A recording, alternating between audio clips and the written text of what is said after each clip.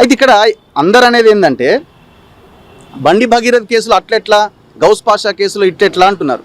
ఇప్పుడు ఆ రెండు కేసులను మనం ఒకసారి కంపేర్ చేసుకోవాలి.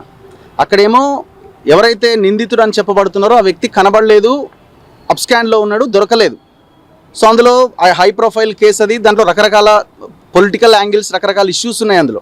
సో అక్కడ దొరకలేదు కాబట్టి ఆ వార్త ఎక్కువ రోజులు నడిచింది. దొరికిన తర్వాత ఆయన అరెస్ట్ అయిన తర్వాత దాని తర్వాత పెద్దగా మీడియాలో చర్చ ఉన్నదా?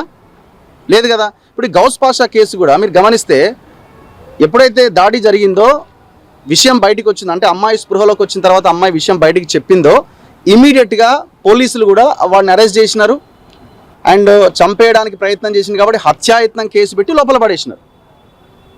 దాని వెనకాల ఇంకెవరైనా ఉన్నారా అనే కోణాన్ని కనుక మనం ఒకవేళ ఉంటే విషయం ముందుకెళ్తుంది. వాడు అరెస్ట్ అయ్యి జైల్లో ఉన్నాడు.